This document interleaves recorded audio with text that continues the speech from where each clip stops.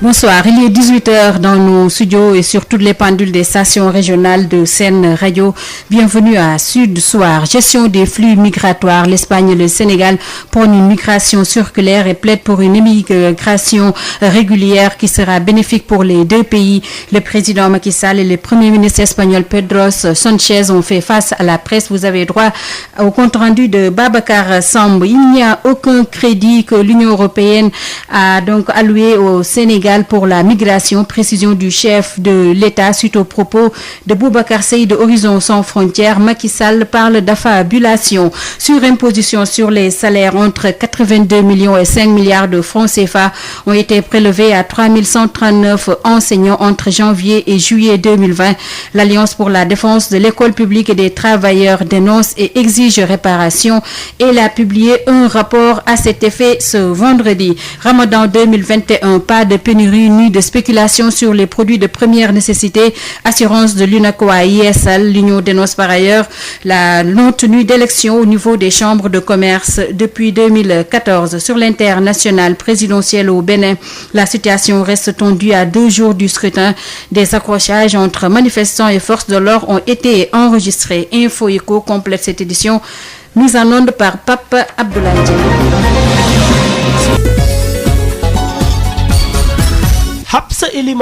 Bonsoir et bienvenue à Sud Soir. Lutte contre la migration irrégulière. Le Sénégal et l'Espagne renforcent leur coopération et préparent le retour des migrants en situation irrégulière en Espagne.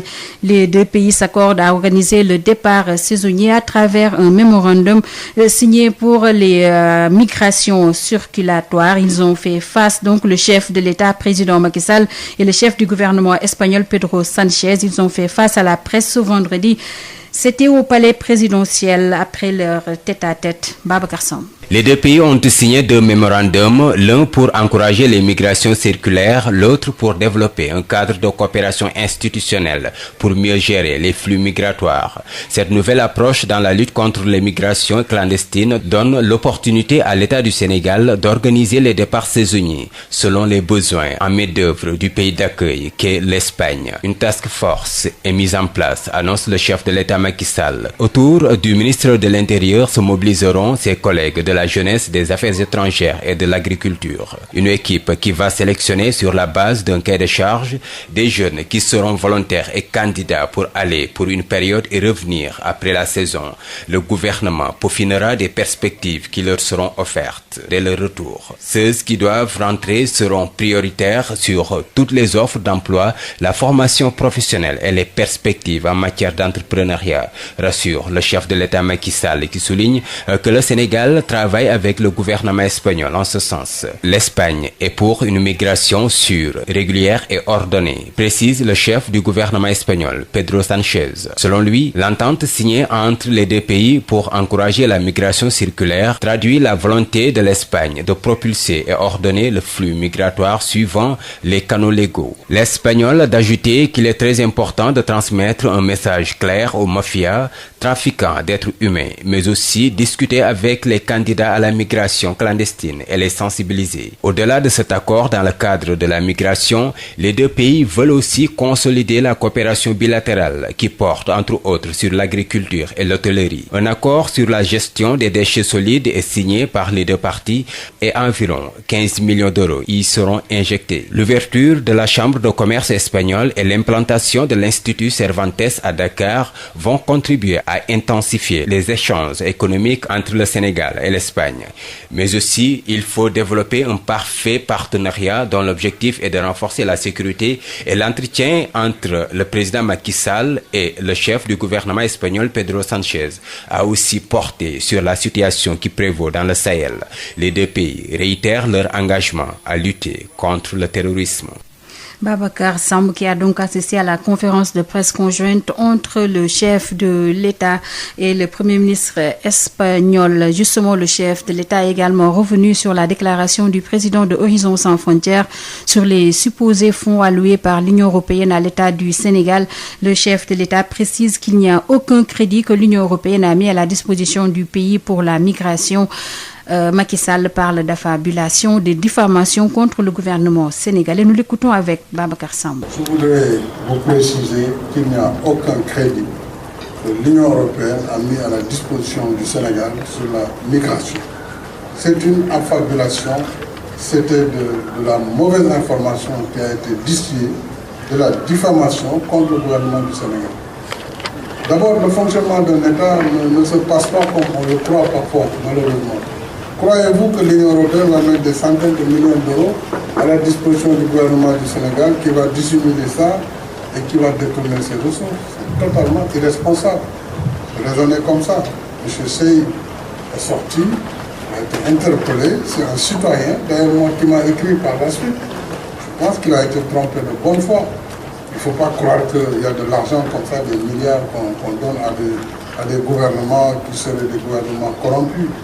Encore une fois, nous devons nous respecter nous-mêmes, si nous voulons que les autres nous respectent. On ne peut pas tenir ce type de discours devant une république et devant un gouvernement. Donc ça n'existe pas. Ça n'existe pas et il faut qu'on arrête cette manière de parler de soi-même, de son pays et de son gouvernement. C'était le chef de l'État, le président Macky Sall, qui répondait au président de Horizon Sans Frontières sur les supposés fonds alloués par l'Union européenne à l'État du Sénégal. Parlons toujours de mouvement de population après l'émigration. Place aux réfugiés. 32 ans après le conflit sénégalo-mauritanien, 14 000 réfugiés mauritaniens attendent toujours de disposer de leurs pièces d'identification. Ils ne peuvent ni retourner chez eux et ne bénéficient d'aucune aide de la part des organisations internationales. Leur situation est très précaire. D'après l'un d'eux, Abdourahmane Sy, il se nomme, il est avec Adja Ndeye Mariam Ndiaye. Ni les deux États frères, ni le CEDEAO, l'Union africaine, la communauté internationale, personne ne s'intéresse à notre sort. Donc ça devient encore plus douloureux. Quand on élève la voix, on aimerait au moins quelques entendeurs. Mais là, on ne le cautionne pas jusqu'à ce jour-là où je vous parle. Parce que 14 000 réfugiés continuent vraiment de vivre dans le calvaire sur le sol sénégalais. Parce que tout simplement, il ne faut plus retourner en Mauritanie, il ne faut pas devenir sénégalais, et il ne faut pas aller ailleurs aussi. Donc c'est vraiment lamentable. On vit avec le calvaire que vous connaissez, que tout un chacun connaît, puisque le mode de vie des populations est connu de tous actuellement. La vie et la conjoncture est dure. L'arrivée de la pandémie vient encore enfoncer le clou. Donc on se dit peut-être que le sort a fait qu'on nous a laissé avec notre propre sort. Donc personne ne s'intéresse à nous. Depuis 30 ans, 14 000 réfugiés sur le sol sénégalais qui n'arrivent pas à rentrer chez eux, qui ne peuvent pas avoir des papiers au niveau du Sénégal. Donc c'est vraiment lamentable. Il y a un problème de documentation, on ne peut pas nous identifier. Les passeports sont bloqués parce que personne ne peut voyager, même s'il a ses propres moyens à se débrouiller pour voyager, aller au moins se colporter pour changer un peu la situation socio-économique. L'identification n'existe pas puisque même les cartes qui sont distribuées, il n'y a aucune institution qui est avertie par rapport à ce document qui est bel et bien signé par le ministère de l'Intérieur. Donc toutes ces considérations donnent la somme de tous les problèmes que nous vivons aujourd'hui actuellement. Sud FM, l'info, c'est ici. Entre janvier et juillet 2020, l'État du Sénégal a prélevé de manière irrégulière entre 82 millions de francs CFA et 5 milliards à 3139 enseignants concernant la surimposition sur les salaires. L'Alliance pour la défense de l'école publique et les travailleurs exige une réparation. L'ADEPT a publié ce vendredi le rapport d'étude sur la question. Odile Minkilan. C'est à la suite de plusieurs plaintes que l'Alliance pour la défense de l'école publique et des travailleurs ADEPT a fait une étude sur la surimposition des rappels des enseignants. Cette étude relève des préjudices sur les salaires. Cheikh Diop, secrétaire général national de l'ADEPT. Entre janvier et juillet 2020 et qui porte, si on en croit, au chiffre donné par la direction de la SOL, sur 3139 enseignants, le préjudice que nous avons estimé se situe entre 82 millions et un peu plus de 5 milliards. Il faut également se dire que nous sommes 100 000, nous ne sommes pas 3 000. Donc si on rapporte les chiffres que nous avons dans le rapport à l'échelle de 30 000 enseignants, on est autour de 60 milliards de préjudice. Donc ça, c'est une estimation qui est empirique parce qu'on n'a pas eu le temps de faire un bon échantillonnage. Ce qu'on a fait, c'est qu'on a traité un cas pratique et les résultats qu'on a obtenus ont été rapportés à l'échelle du nombre d'enseignants. L'ADEPT demande la réparation de ces préjudices sur les salaires des enseignants. Il faut d'abord qu'on aille vers la reconnaissance d'abord du problème. Il faut que d'abord les autorités reconnaissent l'existence du problème. Ensuite, qu'ils s'emploient à apporter les correctifs nécessaires. Et enfin, qu'ils acceptent de réparer le préjudice. Parce qu'il ne peut pas en être autrement. Nous sommes là pour ça. L'Alliance pour la défense de l'école publique et des travailleurs envisage une tournée nationale pour sensibiliser les enseignants sur la surimposition des rappels. Odile Minkelan, restons avec les travailleurs. Après les enseignants, place aux agents de sécurité de proximité, notamment l'association de la première heure qui a fait face à la presse pour décrier leurs dures conditions de travail. Nous écoutons à ce propos leur porte-parole, Atoumane Sambo, micro de Moussa Thiam. Nous, agents de sécurité de proximité de la première génération, sommes réunis en ce jour pour signifier nos doléances qu'ils étaient un sacerdoce pour nous. Nous exigeons l'intégration des agents de sécurité dans la fonction publique ou la pérennisation du corps spécial des ASP. L'assistanat à la sécurité s'est engagé pour un contrat de 2 ans renouvelable. Aujourd'hui, pour un contrat de 2 ans renouvelable une seule fois, après évaluation du service rendu. Aujourd'hui, nous sommes à notre 8e année d'engagement civique. Sachant que dans certains pays, le volontarisme est un passage obligatoire et nécessaire pour une future intégration dans la fonction publique. Au moment où les jeunes bravaient les mers pour rallier l'Europe, nous avons vraiment préféré rester dans ce pays pour servir notre patrie. Vu les multiples divers services qui nous ont été confiés durant toutes ces années, nous avons exercé durant toutes ces années avec dévouement sur tout le territoire national. L'État et tous les services utilisateurs ont apprécié nos compétences. Suite aux déclarations du président de la République pour l'insertion, pour la formation et l'insertion des jeunes, nous, ASP, pensons être dans les dispositions d'une intégration directe à la fonction publique. Nous lançons un appel solennel au chef de l'État, M. Macky Sall, dans sa bonne volonté, dans sa bonne initiative d'assistance à la jeunesse. Nous, ASP, sollicitons son attention pour notre intégration dans la fonction publique ou la pérennisation du corps spécial des ASP. Je vous remercie. C'était Atoumane Samb, le porte-parole de l'association des agents de sécurité de proximité de la première heure qui a fait face à la presse pour décrier leurs dures conditions de travail. Les travailleurs de l'hôpital de Ziguinchor également déroulent un plan d'action pour réclamer l'affectation de spécialistes et exiger de meilleures conditions de travail. Ces travailleurs de l'hôpital régional peuvent compter sur le soutien de Guy Marius Sagna.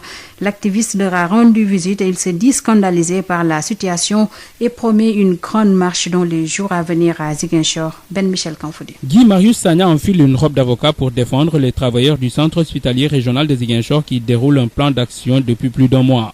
Après une audience que lui a accordée l'intersyndicale des travailleurs de l'hôpital régional de Ziguinchor, l'activiste a exprimé son indignation face à la situation que vit la structure hospitalière. Nous sommes sortis de cette rencontre inquiets, nous sommes sortis de cette rencontre apeurés, nous sommes sortis de cette rencontre choqués, nous sommes sortis de cette rencontre scandalisés parce que ces braves hommes, ces braves femmes, membres de l'intersyndicale des travailleurs de l'hôpital régional de Ziguinchor nous ont présenté. Cet hôpital régional de Ziguinchor n'est un hôpital régional que de nom. Cet hôpital régional de Ziguinchor manque de tout. Il n'y a pas de cardiologue, il n'y a pas de néphrologue, il n'y a pas suffisamment d'urgentistes, il n'y a pas de gastro, il n'y a pas de médecin réanimateur, il n'y a pas de pneumologue. Dans cet hôpital régional de Ziguinchor, certains travailleurs ont le statut de stagiaire depuis plus de 10 ans. Ablaye Diouf Sarr, vous ne devez pas mépriser les travailleurs de l'hôpital régional de Ziguinchor. Guy Marius Sagna n'a pas manqué de tirer sur le gouverneur de Ziguinchor et l'élite politique de la région qui, selon lui, ont une part de responsabilité dans cette situation. Nous dénonçons le mutisme de toutes les autorités locales, mais nous dénonçons aussi ceux-là qui, au lieu de venir rencontrer les travailleurs, au lieu d'être leur porte-parole, se préparent à organiser des meetings à centaines de millions. Vos militants sont soignés par ces femmes, par ces hommes braves, dignes, patriotes. Cet argent pour mobiliser du bétail électoral afin de faire croire au président de la République que vous êtes important. Mais ces moyens-là, mettez-les dans l'hôpital régional. L'activiste promet une grande marche à Ziguinchor pour alerter l'opinion nationale et internationale. Il s'agit de nous mobiliser pour la libération de l'hôpital régional de Ziguinchor. Il s'agit de nous mobiliser pour l'émancipation de l'hôpital régional de Ziguinchor. Ben Michel Kanfoudi, Ziguinchor, Sud FM. Ben Michel Kanfoudi, quittons les couloirs de l'hôpital régional de Ziguinchor pour ceux du ministère de la Santé et de l'Action sociale. C'est pour nous intéresser au bilan du jour de la Covid-19. Un décès a été déploré, 70 nouvelles contaminations enregistrées et 21 cas, donc patients sont en réanimation. Le point avec le directeur de la prévention, Dr Elhadji Mamadou Ndiaye. Sur 1441 tests réalisés, 70 sont revenus positifs, soit un taux de positivité de 4,48%. Les cas positifs sont répartis comme suit. Nous avons noté 25 cas contacts suivis par nos services. Aucun cas importé n'a été enregistré au niveau de nos différentes portes d'entrée et 45 cas issus de la transmission communautaire ont été répertoriés et répartis comme suit. La région de Dakar totalise 24 cas. Les autres régions totalisent 21 cas. 61 patients suivis ou hospitalisés ont été contrôlés négatifs et déclarés guéris. 21 cas graves sont pris en charge dans nos services de réanimation. Un décès a été enregistré ce jeudi 8 avril 2021. À ce jour, 39 307 cas ont été déclarés positifs, dont 38 031 guéris, 1074 décédés et donc 201 patients sous traitement. Le ministère de la Santé et de l'Action sociale vous informe par ailleurs que depuis le début de la campagne de vaccination contre la Covid-19, un total de 334 236 personnes ont été vaccinées sur l'étendue du territoire national. Les personnes ciblées par la vaccination doivent également veiller à aller se faire vacciner au niveau des lieux de vaccination désignés, de conserver leur carte de vaccination après avoir été vaccinés, de ne pas oublier la seconde dose prévue à cet effet. C'était le directeur de la prévention, Dr Elhadji Mamadou Ndiaye. Quittons le ministère pour l'hôpital principal de Dakar où a lieu ce matin la cérémonie de levée du corps du doyen des juges Samba Sall qui a été inhumé cet après-midi à Sokone. Le doyen des juges, le défunt Samba Sall, a instruit plusieurs grands dossiers dont l'affaire Adji Sarr Ousmane Sonko. Il a toujours effectué son travail avec humanisme, témoigne maître Assane Dioma Ndiaye de la Ligue sénégalaise des droits humains. Il est avec Ismaïla Marcel Koli. Je pense que c'est une perte énorme et depuis hier nous sommes bouleversés, nous sommes pratiquement tétanisés tellement la nouvelle est brusque, mais également c'est en raison de la proximité avec l'homme, mais surtout de ce qu'il représentait dans le milieu judiciaire ces dernières années. Je crois que le juge Samba Sall, c'est celui qui polarisait l'attention des journalistes, de l'opinion, de par les dossiers qu'il a eu à gérer.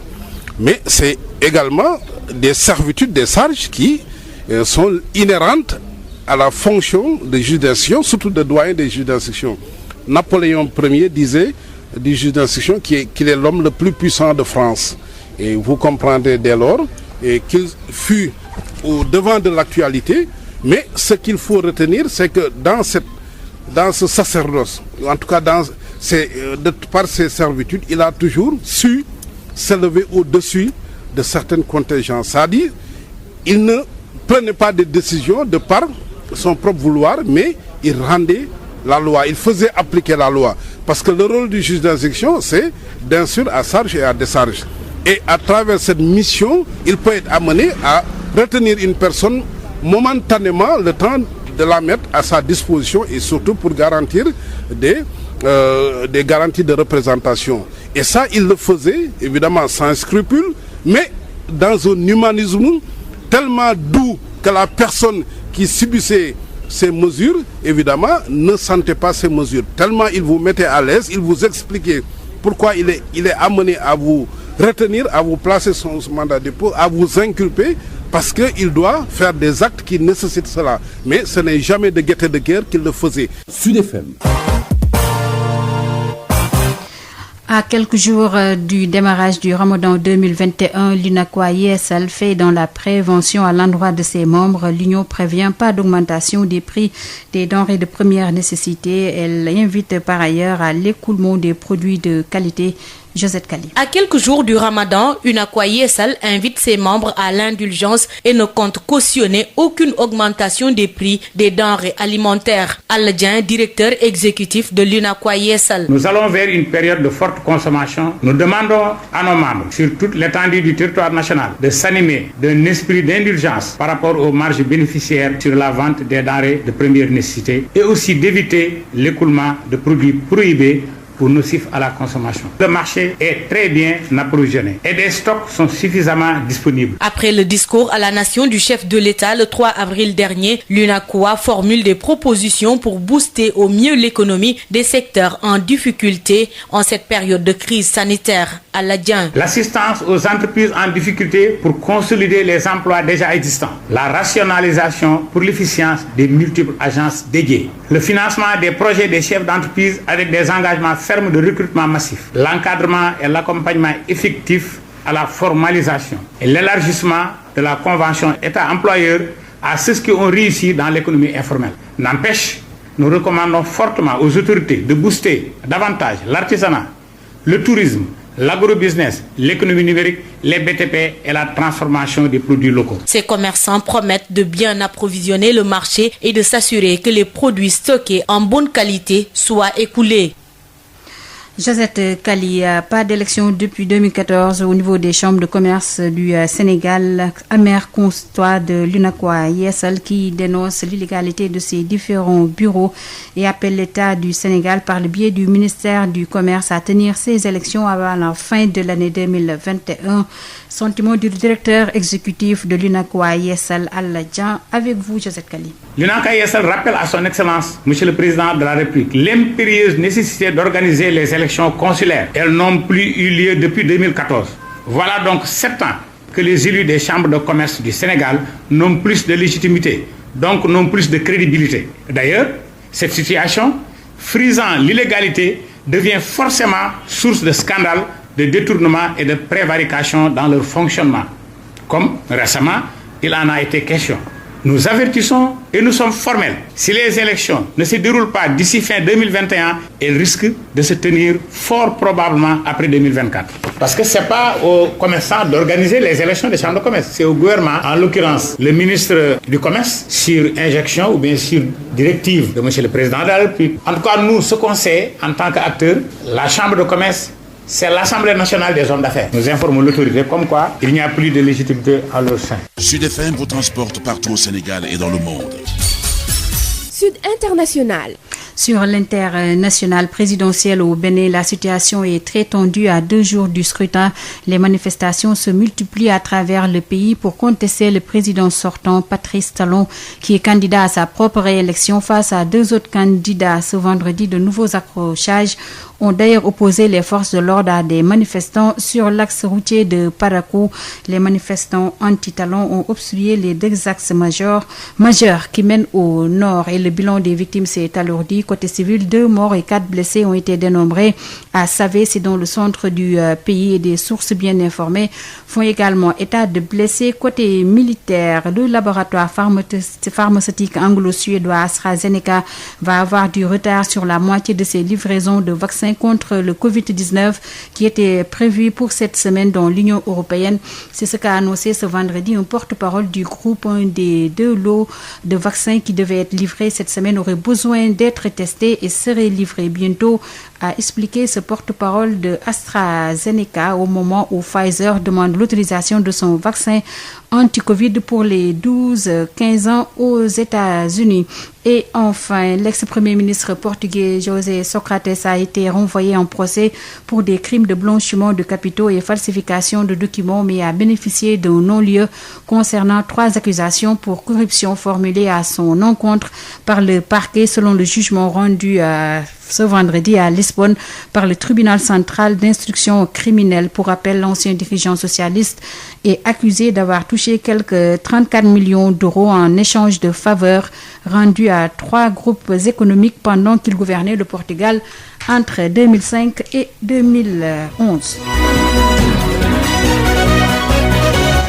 Vous l'avez compris, nous parlons sport à présent, notamment les compétitions inter-clubs, la Coupe CAF, 4e journée, phase de poule. Salitas du Burkina Faso reçoit le Jaraaf de Dakar. Le match est prévu lundi prochain. L'équipe de la Médina est déjà au Burkina Faso. Nous écoutons à ce propos le secrétaire général du dit club, Léonard Diagne, avec El Hadj Malick Ndiaye. On le prépare comme nous avons préparé tous les autres matchs. Il n'y a pas une grande différence par rapport aux précédents matchs.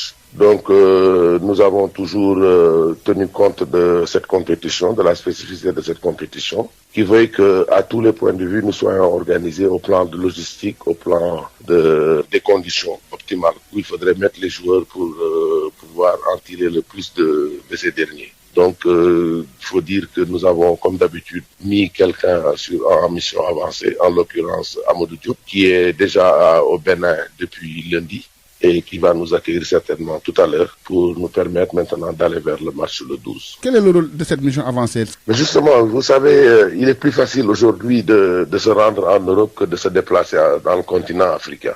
Donc pour nous, l'importance de cette mission avancée, c'est de pouvoir prendre les devants sur l'aspect surtout logistique, au plan de l'hébergement, au plan de la restauration, au plan des terrains d'entraînement, que tout cela soit réglé bien avant que l'équipe n'arrive. Ce qui nous a en tous les cas permis, depuis le début de cette compétition, de pouvoir bien voyager. Nous avons bien abordé nos matchs à l'extérieur et en grande partie cela est dû à cette mission avancée que nous nous sommes toujours imposés et qui nous réussit fort si bien. C'était Léonard Diagne, le secrétaire général du Jaraaf de Dakar en Ligue des Champions pour le compte de la 6e et dernière journée des phases de poule. Zamalek d'Égypte reçoit Teungueth FC. Ce sera demain à 16h. Teungueth FC est déjà éliminé à cause de Coupe d'Afrique. Les matchs Pikine Teungueth FC et NGB Niary Tally Jaraaf ont été reportés à la 13e journée de la Ligue 1 débute demain samedi. Dakar Sacré-Cœur sera face à Mbour Petite Côte et dimanche Génération Foot va essayer de prendre le meilleur devant Diambour. Casa Sport va recevoir Douane et le SNEPS va recevoir Diambar et enfin Stade de Mbour sera face à Gorée. La B6, Banque internationale pour le commerce et l'industrie du Sénégal. La B6, la banque d'un monde qui change, vous offre le journal de l'économie. Bonjour. La problématique de l'emploi des jeunes tient à cœur le secteur privé, selon le vice-président du Conseil national du patronat et par ailleurs président de l'Organisation des professionnels d'éthique. Antoine Ngom fait quelques recommandations, notamment la cartographie des jeunes en quête d'emploi. Je voudrais dire que le secteur privé, à travers la plateforme des organisations patronales, s'est joint déjà le 19 mars aux organisations syndicales à travers une coalition pour renouveler l'engagement du secteur privé pour renforcer sa contribution à plus de progrès économique et social, donc notamment sur le point particulier de l'emploi des jeunes. Et la problématique de l'emploi des jeunes, c'est un sujet très très important pour nous, secteur privé en général, mais également en particulier pour le Conseil national du patronat qui a déjà fait plusieurs propositions en la matière. En fait, madame, la problématique de l'emploi des jeunes qui se pose consiste plus de procurer aux jeunes un revenu minimum décent, mais avec un dispositif qui permette une permanence de ces revenus, mais également une évolution de la situation sociale de ces jeunes. Cela couvre à la fois les emplois dans les entreprises existantes, mais également l'auto-emploi et l'entrepreneuriat qui vont se développer de plus en plus. Je veux dire, les emplois classiques, il y en aura de moins en moins. Nous pensons que plusieurs actions doivent être menées en même temps. On doit mener des actions de renforcement des entreprises existantes pour leur permettre d'employer plus. On doit mener des actions de formation pour augmenter l'employabilité des jeunes. On doit renforcer les dispositifs d'accompagnement de l'entrepreneuriat et les dispositifs de financement des entreprises et des porteurs de projets. Je sais que l'État employeur également compte faire beaucoup plus, notamment à travers les annonces qui ont été faites par le chef de l'État. Alors, madame, pour adresser cette problématique de l'emploi des jeunes, je pense qu'on doit d'abord faire une chose, cartographier cette population de jeunes donc qui est à la recherche d'emploi. Il faut bien les connaître. Et je crois que les pôles emploi, qui sont vraiment une excellente chose qui a été prévue par le président de la République, doivent beaucoup s'atteler à faire cette cartographie et à faire que ces actions soient des actions pérennes, mais pas seulement ponctuelles sur une période. Ce qui est important aussi, toutes les actions qui vont être menées doivent l'être en cohérence avec le plan de relance ou PAP 2A. Dans le prochain numéro, le vice-président du CNP et par ailleurs président d'Optique, Antoine Ngom, va revenir sur l'importance de la digitalisation. C'en est tout pour le journal de l'économie. Merci de votre fidélité. La B6, Banque internationale pour le commerce et l'industrie du Sénégal. La B6, la banque d'un monde qui change, vous a offert le journal de l'économie.